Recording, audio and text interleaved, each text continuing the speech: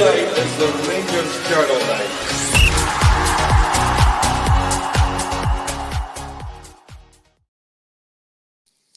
Good morning, it's Doug, and this is the Rangers Journal, and this is the Lowdown. Your place for all the information for the upcoming opponents of Glasgow Rangers. We've just come off a solid performance against Man United in the Europa League, where by the second half we were really depleted in terms of injuries and players having to go off, putting in a few of the 18-year-olds who have had very little game time thus far, but both, I think, acquitted themselves really well.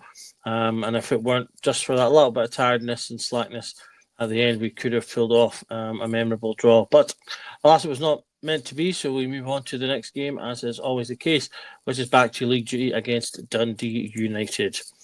Looking at the form of the two clubs at the moment, Rangers obviously sitting second, just off that loss to Man United that I think they could still take a lot from. Prior to that, it was 3 wins, and then it was the draw with Dundee before that. Dundee United are coming into this game with a mixed bag of results of 2 wins in their last 6. Their last game was their 1-0 loss in the Dundee Derby. Prior to that, was a 1-0 win over St Mirren, but losses to Celtic and Hearts before having won the Dundee Derby prior to that. They are sitting just behind us in third after playing to 23. Won 10, lost 7, and drawn 6, but they are still 10 points behind on 37 points. The sort of fun facts going into this game: Dundee United have scored 3 goals in their last 5 matches, whereas Rangers have scored 13 in their last 5. We haven't lost Dundee United in our last 8 matches with 6 wins and 2 draws. And we are currently ranked third away from home this season, which has been an issue for Mont's side. Our away form has been the killer for our season. Our home form is good, our European form is good, even our European away form is good, but the domestic away form has been abysmal, and that is really what he needs to get picked up if he's going to turn the fortunes around in the league. In terms of what we can expect from Dundee United, they've been playing in a sort of a 3-4-3 system that you could call a 3-4-1-2. They will drop into a 5-4-1 low block when they don't have the ball to defend, looking to really compact spaces and make themselves difficult to break down. As often with similar systems with 3 at the back, their wing backs are really key to the width of the team. Will Ferry in particular tends to play on the left. As a key player, as we'll touch on in a moment. He'll also, as well as looking to throw in crosses as they do from the right, will also look to drive forward to the middle as well. They have been attacking more so on the right with the right winger pushed more up, but that could change depending on how they decide to come out for this match. Without the ball, as I say, they look to be very compact. They're quite direct. You make a lot of their set pieces if they can, with players like Holt and Dalby being particular threats from set pieces, with high conversion rates and in terms of aerial wins, and in terms of Dalby with goals as well. They look to be direct off the ball, getting knockdowns, crosses, direct, tall, long balls in from the defence. It's a lot similar to what we see in terms of a lot of the teams that are coming up as against the moment. Although they'll obviously probably try to be more positive as a home game for them, but we are likely to have similar issues that we face in terms of that compact back area of defence and trying to break through that. So we are going to have to continue to try and find the answers to that conundrum. In terms of the danger men, I mentioned Sam Dalby.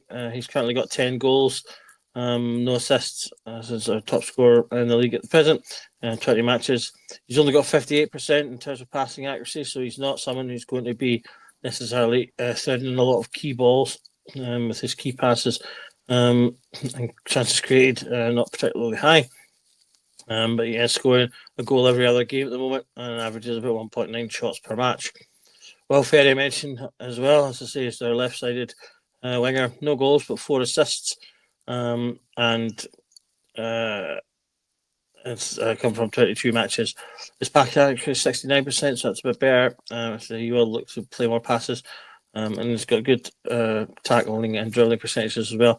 He's a player that a lot of play goes through for them, and one that I think we'll want to keep an eye on. He's not necessarily a very direct runner, which is a plus potentially on that right. Is that something that Taft has a bit of difficulty dealing with sometimes, but he will, as I say, cause some problems if left to his own devices. In terms of the Rangers 11, I think we'll see some changes following a tough match out at Old Trafford.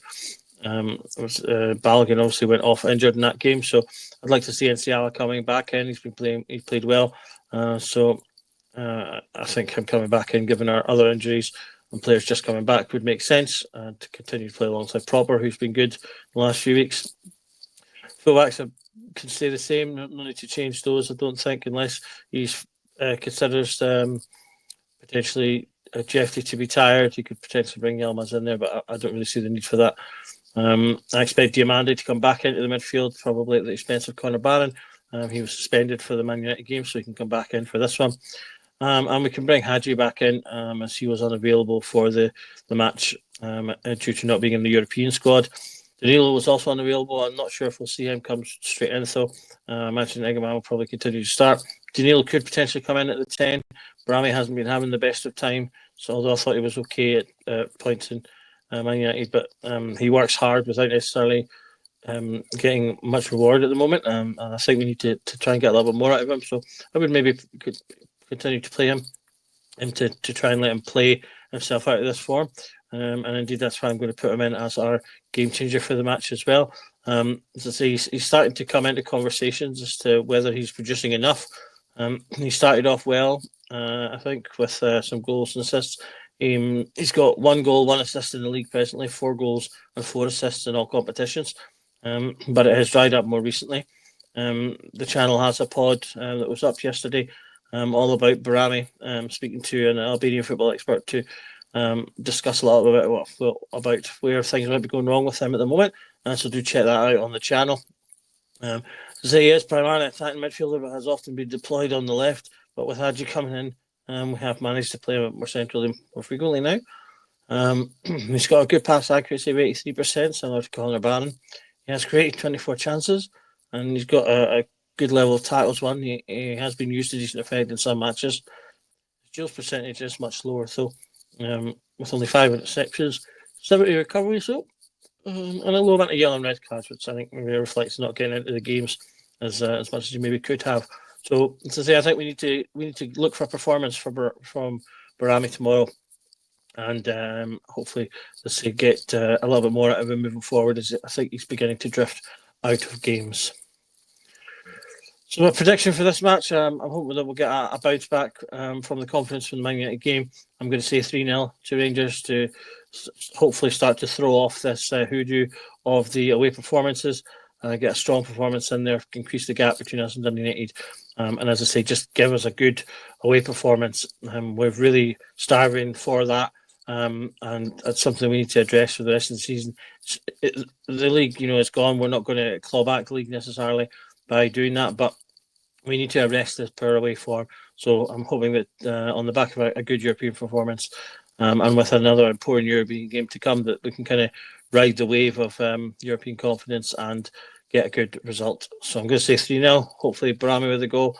I'll say a tap penalty and then another goal for Igaman, who's been continuing to play well on all fronts.